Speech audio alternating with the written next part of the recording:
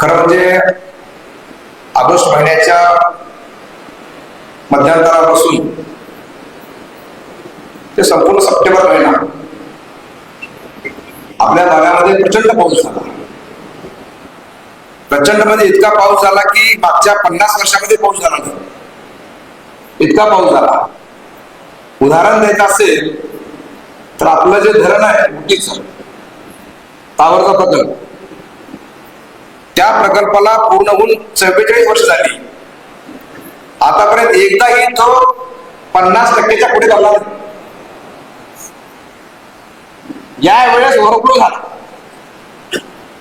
म्हणजे गेल्या किमान 44-50 वर्षामध्ये कधीही पाऊस झाला नाही, इतका पाऊस या निमित्तानं झाला. सुदैवानं तशी जीवितहानी काय झाली नाही. वीज पडून आपल्या एक शेतकरी भगिनी सांगलीच्या त्या गेल्या, त्या कुटुंबाला पण मी भेट दिली.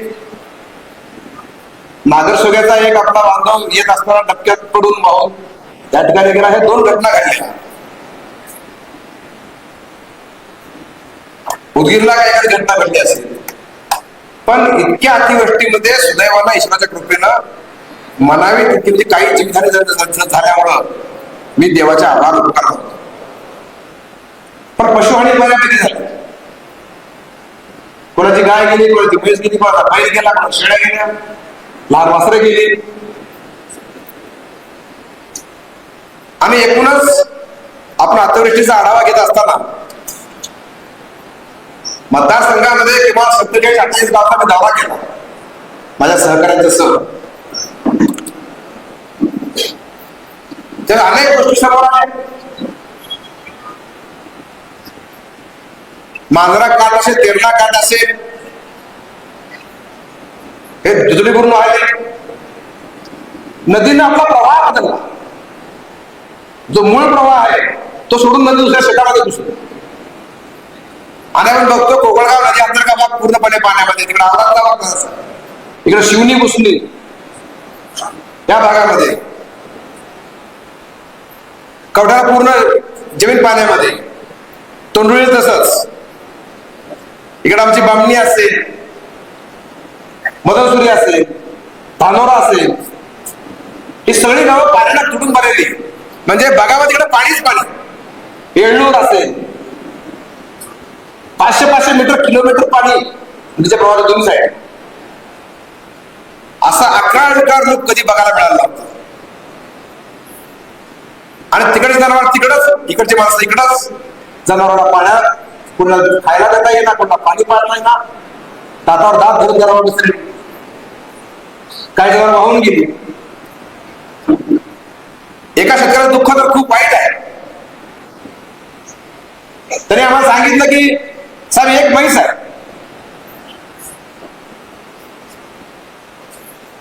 म्हैस वाहून गेली.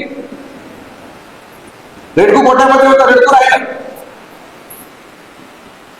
आमच्या घरी 2 लहान लेकरं आहेत, मुलं आहेत. आम्ही एक टायमाचं दूध घरी विकाय, बाजारात विकायचो. एक टायमाचं लेकरांना प्यायला द्यायचं. रेडकाला लेकरा, रेडकाला दूध तुटलं, लेकराला दूध तुटलं. म्हैस वाहून गेली. 17-80 हजार म्हैस आणली, ती वाहून गेली.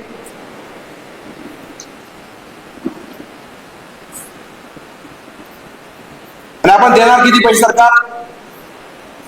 मी एटीएमला फोन करून विचारला, ते म्हणजे आपण 37,500 देतो. आणि मग 37,500 मध्ये होतं काय? 17-80 हजारची म्हैस तेवढ्या वेळेला कशी? दिवाळी समोर आहे. मग दिवाळी समोर आहे म्हणल्यानंतर शेतकरी काय करतो? हे लेख आले, जावा येणार, 37,500 खाऊन पार करणार. म्हैस बी गेली, दूध पण गेलं, सगळंच गेलं. अशीच कथा दुसऱ्या शेतकऱ्याची. त्यात 2 बैल होती, एक बैल वाहून गेला, एक बैल राहिला. दुसरा बैल घेता येत नाही, बैला पोचता येत नाही, हा कुठं अडून विकणार. हा एक बैल गेल्यानंतर शेती पडत पडणार. आणि एकूण मग मी जसं आता अविनाश थोडे सांगितलं की मी आढावा घेतला पूर्ण दोन्ही मतदारसंघाच्या अधिकाऱ्यांसोबत. आणि आढावा घेताना असं लक्षात आलं की बऱ्याच ठिकाणी असं आलेलं आहे, काही ठिकाणी शेळ्या गेल्या, वासरं वाहून गेले. काही ठिकाणी कोंबड्या पण गेलेल्या आहेत, काही ठिकाणी घरं पडलेत, भिंती पडल्या, गावात पडलंय. सरकारच्या बाजूने तर आम्ही लढतोच आहे. मी ज्यावेळेस या ठिकाणी आलो त्यावेळेस मुख्यमंत्र्यांना फोन केला होता. मुख्यमंत्री स्वतः लातूरला आले, त्यांनी पाहिला पूर्णपणे, आवराची पाहणी केली, उजनीची पाहणी केली, का घोषणा केल्या. सरकारचं करणाऱ्याचं पण माझं मन मिळत होतं. सरकारचे जे आकडेवारी आहे, सरकारचे देणारा आहे, ते तर ठरलेलंच आहे. सरकारचं जे कामच आहे, सरकार मायबाप आहे. पण मला हे लक्षात आलं की सरकारच्या देण्यावर ना शेतकरी म्हैस घेऊ शकतो, ना गाय घेऊ शकतो, ना बैल घेऊ शकतो, ना शेळी घेऊ शकतो. त्यांना ऍडिशनल मदतची गरज आहे. खऱ्या अर्थानं शेतकरी उभा राहायला पाहिजे, तो पूर्णपणे ताकदीने उभा राहायला पाहिजे. जसा म्हणतात की शेतकऱ्याचं कंबरडा मोडलं, त्या मोडलेल्या कंबरड्याला आधार दिला पाहिजे. यासाठी ही कल्पना मनामध्ये आली. आणि माझे मित्र पुण्यामध्ये त्यांना फोन केला मित्रांना की म्हणलं यार असं असं झालेलं आहे, तुम्ही पैशावाले लोक, तुम्ही पैसे दिले पाहिजे आम्हाला शेतकऱ्यांना. त्याने मला किती लागतील, लोक लागतील तर आकड्यात वाईट नव्हती मला, कारण आढावा झाला होता. मी यांना सूचना केली होती की किती माणसं गेले, किती बैल गेले, किती गाया गेल्या, किती वासरं गेली, किती शेळ्या गेल्या, ते आढावा घ्यायचा चालला होता आमची. तर त्यांना सर तुम्हाला किती का लागणार, मी 1 कोटी रुपये देतो.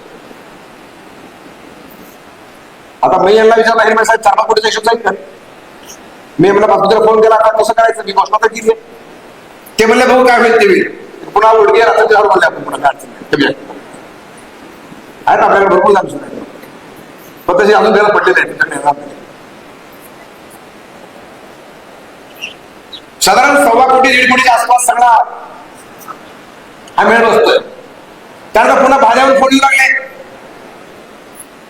बाधा काळमता इकडच्या भागातील, पुन्हा आमचे शेठजी कोकण समाजासाठी इकडे जावं लागते.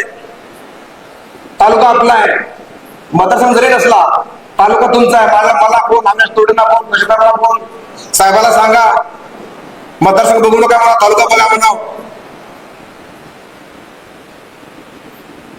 आणि रास्त आहे, तालुका माझा आहे म्हणून पुन्हा संपूर्ण तालुका आपण घेतला. मग बाधा पण आलं, उजनीचा आरक्षण पण आलं, आणि आता आकडा वाढायची शक्यता, ठीक आहे वाढत ते वाढत. अजून कुणाला भेट मागू, पण तुम्हाला काही पुढे जाणार नाही गॅरंटी तुम्हाला.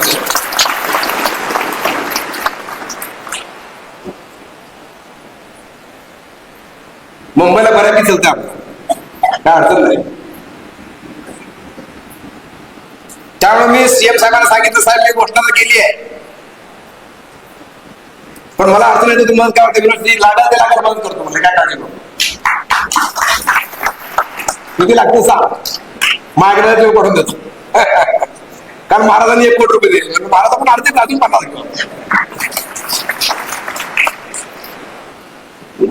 तर खऱ्या अर्थानं मी आवाहन केले, माझा व्हिडिओ व्हायरल झाला. मी काय म्हटलंय, पत्रकार बंधू सगळे आले, मला लगेच दत्ताचा फोन, असा मी काय केला, सरकारच्या बरोबर आहे ना, म्हणलं हो सरकारच्या बरोबर आहे ना.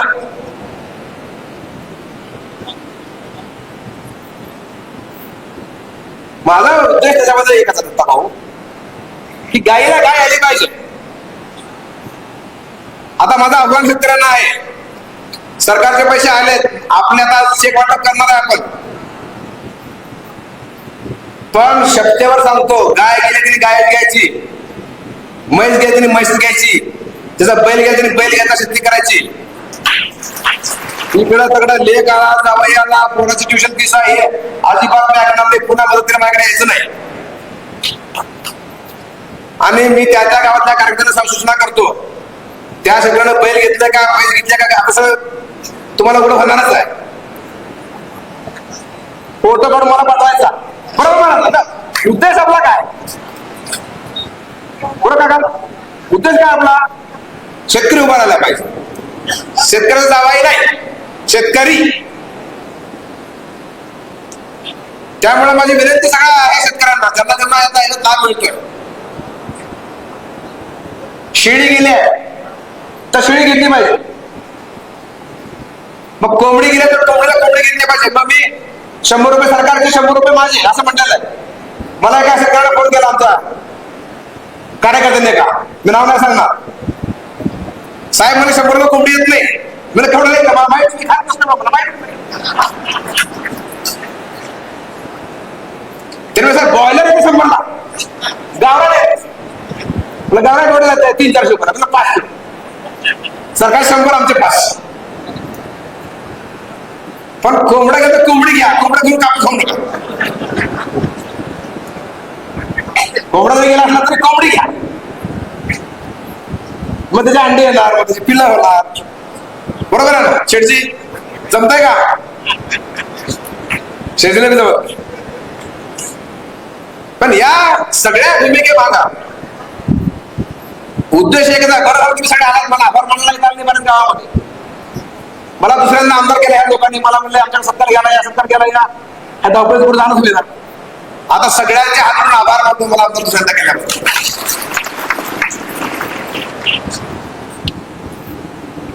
पत्रकारांनी सहकार्य केलं मला, त्यांच्या पण मनातून आभार. कारण पहिल्यांदा तुम्ही मला 27,000 निवडून दिलं, दुसरं बाळ पण जड गेलं, फर्स्ट निवडून गेलं, 34-35 सीट मिळाली. पण मला माहिती आहे ही जनता माझ्यासोबत आहे, मला कोणालाही द्यायची काही गरज नाही. म्हणून मला आभार मानायला गावात येत आलं तरी मागतो. पण आज तमाम जनतेचं मी या निमित्तानं आभार मानतो की मला दुसऱ्यांदा अतिशय भरीव मताने तुम्ही निवडून दिला, त्याबद्दल तुमचे मनातून आभार मानतो. आणि हे माझं कर्तव्य आहे. मी आज जे विरोध करतोय काय उपकार करत नाही. माझ्या आई वडिलांनी मला जन्म देऊन माझं नाव अभिमन्यू ठेवलं असेल, पण खऱ्या अर्थानं राजकीय जन्म तुम्ही दिलाय आणि आमदार नाव तुम्ही ठेवलेलं आहे. त्यामुळे मला आई वडिलांच्या पद्धतीने बरोबर तुम्ही तेवढेच मला पाहिजे. जितके आई वडिलांचे उपकार तेवढे तुमचे उपकार आहे. सामान्य गरीब घरात आलेल्या एका पोराला तुम्ही सगळ्यांनी मला आमदार केलंय, म्हणून तुम्ही माझी जनता आहे. माझ्या जनतेची काळजी मला करावी लागणार आहे, ते माझं कर्तव्य आहे, म्हणून मी करतोय. म्हणून तुझा उड्या संसार पडलेला पडू देणार नाही. आणि आज पुन्हा दुसरी घोषणा करतो, महाराज इथून पुढे जोपर्यंत मी आमदार आहे तोपर्यंत नैसर्गिक आपत्तीमध्ये व्यक्ती गेला, गाय गेली, म्हैस गेली, शेळी गेली, सरकार जितकं देईल तितकं अभिमन्यू पवार देईल.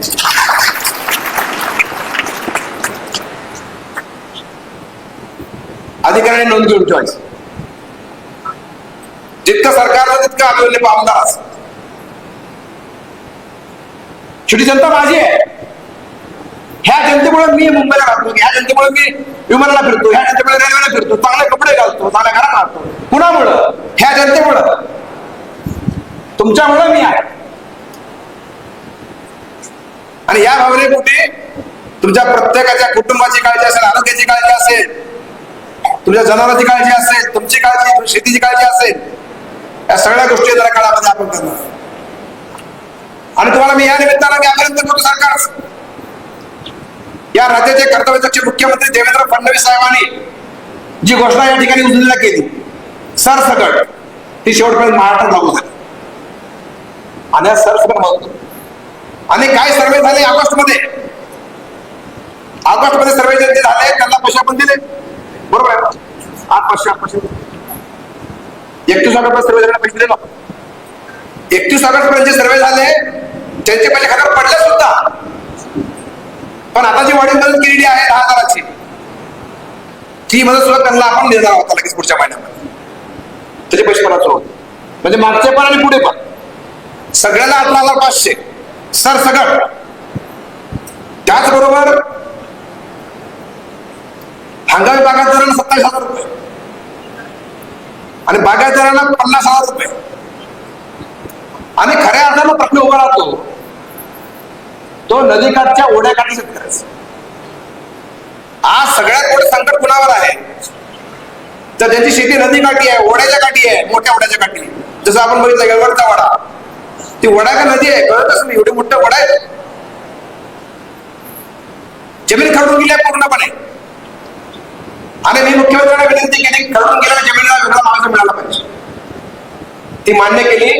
27,500 आपण देतोय सरकारच्या माध्यमातून आणि 3 लाख रुपये नरेगाच्या माध्यमातून, 3.5 लाख रुपये. त्याचबरोबर मी मागणी केलेली आहे, सोलापूरच्या कलेक्टरनी जे केलं ते आपणही करणार आहोत. आपल्या कलेक्टरला सूचना केलेली आहे की गाळमुक्त धरण आणि गाळयुक्त शेती या विषयामध्ये संपूर्ण माती आपण मोफत देता येते कलेक्टरला, याचा विचार केला पाहिजे आणि खरडून गेलेल्या शेतकऱ्याचा खऱ्या अर्थाने कल्याण केलं पाहिजे. अजून एक प्रश्न उभा राहिला दुसराच, ते लावून काय त्याचा आवाज खूप येतो, लावून ते लावूच नका, त्याचा आवाज खूप येतो, काय गरज नाही. खऱ्या अर्थाने दुसरा प्रश्न मारला महाराज, खरडून गेलेल्या जमिनी वेगळ्या, आता काय काय जमिनीमध्ये गाठ असला येऊन नुसता गाळ नाही, गोटे दगड धोंडे डोंगर तयार झालाय 5-5 फूट झाला. तो प्रश्न तयार ठेवा, त्याला भरपाई द्यावं लागणार आहे. त्याचं काय करायचं आता मी उद्याच्या अधिवेशनामध्ये हा विषय घेणार आहे की ठीक आहे खरडून गेलेल्या जमिनीला आपण द्यायला लागलो, पण काय कायच्या जमिनीमध्ये गाळ साचून आला, माती आले, दगड आले, धोंडे आले, ते उभा राहिले, डोंगर उभा तयार झालाय, त्याचं काय, त्याला तेवढं काढायला पैसे किती लागतील, त्यालाही भरपाई द्यायला लागणार आहे. पण त्याचाही वेगळा विचार या निमित्तानं येणाऱ्या काळामध्ये आपण करणार आहोत. आणि यावेळेस पहिल्यांदा नदीकाठच्या ओढेकाठच्या शेतकऱ्याच्या जे विहिरी आहेत, ज्या विहिरी भरून गेल्या, गाज असला असेल, वाहून गेली असेल विहीर, तर त्यांना सुद्धा सरकारने 30,000 रुपयाची घोषणा केलेली आहे. ते पहिल्यांदा महाराष्ट्रामध्ये करते, पहिल्यांदा, याच्या अगोदर कधीही घडलं नाही. त्यामुळे एकूणच ज्यांचं जे नुकसान झालेलं आहे त्यांना सरकारच्या बरोबरीनं निधी द्यायचा संकल्प तुमच्या या आमदाराने केला. तुम्ही त्याचं दररोज स्वागत पण केलं, त्याबद्दल खऱ्या अर्थाने मी आभारी मानतो. अनेकांची घरं पडली आणि घरं पडण्याची संख्या भरपूर आहे. संख्या घरं पडण्याची भरपूर आहे. सरसकट त्याला 4,000 आपण देतो, पण आपणही 4,000 वेतन देणार. पण या निमित्तानं सगळ्यांना विनंती आहे, यांना सुद्धा घर पडलेलं सुद्धा 4+4 8,000 आले तर शेड भरून तर बसतायत, पण पैसे योग्य ठिकाणी खर्च. पैसे आले आणि दिवाळी बरोबर दिवाळी आली, तेव्हा पैसे दिवाळी करू नका एवढी माझी विनंती आहे. योग्य ठिकाणी ज्या उद्देशाला पैसा दिलाय त्या उद्देशाला पैसा या निमित्तानं द्यावा. आत्ताच औसा कृषी उत्पन्न बाजार समिती सभापती उपसभापती यांनी मला चिठ्ठी दिली आहे की ते पण 5 लाख रुपये सीएम रिलीफ फंडाला देणार आहेत, अशी घोषणा केली. हे सामाजिक बांधिलकी आहे. खरं म्हणजे अशा वेळेस मुख्यमंत्र्यांनी हात दिलेली आहे, तर मुख्यमंत्री एक कर्तव्यदक्ष मुख्यमंत्री आहे, शेतकऱ्यांप्रती प्रेम असलेला मुख्यमंत्री आहे, संवेदना असलेला मुख्यमंत्री, त्यांनी आवाहन केलंय. तर माझही विनंती आहे की आपण सगळ्यांनी ज्यांना ज्यांना शक्य आहे त्यांनी सगळ्यांनी मुख्यमंत्री साहेबांना त्यांना पैसे द्यावे. 1 लाख 2 लाख 5 लाख 50,000 जे शक्य आहे ते. पण आज हातभार लावण्याची आवश्यकता, कारण 90 लाख हेक्टर क्षेत्र आज बाधित आहे. आपला आवश्यक प्रकार विषय नाही आहे, आवश्यकपेक्षा परिस्थिती उद्योगची गंभीर आहे, निलंग्याची गंभीर परिस्थिती आहे. तेव्हा सगळ्या शेतकऱ्यांना मदत मिळाली पाहिजे, यासाठी मुख्यमंत्र्यांकडे सगळ्यांनी निधी द्यायला पाहिजे, असंही आव्हान या निमित्तानं मी आपल्याला यात करणार आहे. खूप काय बोलण्यासारखं आहे. नवीन नवीन योजना आपण आणतोय, नवीन नवीन योजना आपण करतोय. आता सगळे शेतकऱ्यांकडून एक आवाहन करणार आहे. आपण एक नवीन योजना आणतोय, ज्या योजनेच्या माध्यमातून त्याची पडीक जमीन आहे किंवा शेती होत नाही करणे, सामाजिक वनीकरणाला विनंती केली आपण की 3 वर्षाची जमीन तुम्ही घ्या, फळबाग लागवड करून द्या. जबले आंबा असेल, सीताफळ असेल, पेरू असेल, जांभळ असतील किंवा बोर असतील, वनीकरणाला बांधून द्यायचं आणि 3 वर्षांनी हँडओव्हर करायचं शेतकऱ्याला, म्हणजे शेतकरी उभा राहतो. चांगली योजना आपण मुख्यमंत्री मान्यता दिली त्याला. ते सगळीकडे शक्य नाही, पण मी विनंती केली की औसा एक पायलट प्रोजेक्ट म्हणून तुम्ही द्या, आणि पायलट प्रोजेक्ट जर झाला तर संपूर्ण राज्यामध्ये लागू करता येईल, असंही आव्हान तुम्हाला या निमित्तानं करतो. खरं म्हणजे आज एवढे पाहुणे आले, एवढे अधिकारी आले स्टेजवर, आपण कुणाचाही सत्कार केला नाही, कारण आपण सगळे दुःखामध्ये आहोत. म्हणून महाराजांना आलेल्या माफी मागितली की ठोंबरे साहेबांना पण आम्ही सत्कार करणार नाही, आज शब्द सुमरण सत्कार करायचा. आणि खऱ्या अर्थानं आपण सगळ्यांनी अधिकारी काळातून अभिनंदन करूया. शासकीय अधिकाऱ्यांनी खूप काम केलं, म्हणजे 14 ऑगस्ट पासून आजपर्यंत अधिकारी झोपणार. शनिवार बघितलं नाही, रविवार बघितलं नाही, सोमवार बघितलं नाही, कोणता सुट्टी नाही, दिवस रात्र आमचे तलाठी असतील, ग्रामसेवक असतील, तहसील सहाय्यक असतील, हे वरिष्ठ अधिकारी असतील, कायम बांधावर आहेत अधिकारी, कायम नदीकाठी आहेत, बांधावर आहेत, ओढ्याकाठी आहेत, फिरायला लागले. त्यामुळे अधिकाऱ्यांनी केलेलं काम कोणी विसरू नका आणि गावाचे अधिकारी सहकार्य करायला येतात त्याला सहकार्य करा. उलट बोलून कुणाला नाराज करू नका, कारण डोळ्यात करून त्यांनी काम केलं नाही. हे आव्हान या निमित्तानं करणार आहे. खरं म्हणजे हा कार्यक्रम यानंतर चेक वाटप आमचे आदरणीय बाबासाहेब बोलतील, महाराज बोलतील, त्यानंतर आपण चेक वाटप करणार आहे. पण सगळ्यांनी आपले आपले चेक घेऊन जायचं आहे. जर कुठे चेक चुकला असेल, कुठं काय झालं असेल तर दुरुस्त करून पुन्हा ते जमा करा, दुसरा घेऊन जावा. कारण एकाच वेळी आमच्या अध्यक्ष आमचा माझा वर्ग आहे आणि सर सचिव आहे, त्यांना 1200-1300 चेक सही करावा एका ते बँकेत चेकबुक छापून द्यायला आणि कोणाला सगळ्या सह्या केल्या रात्रभर बसून. पुन्हा आज रात्री 2-3 पर्यंत आमच्या टीमनं सगळ्यांनी नावं लिहिली.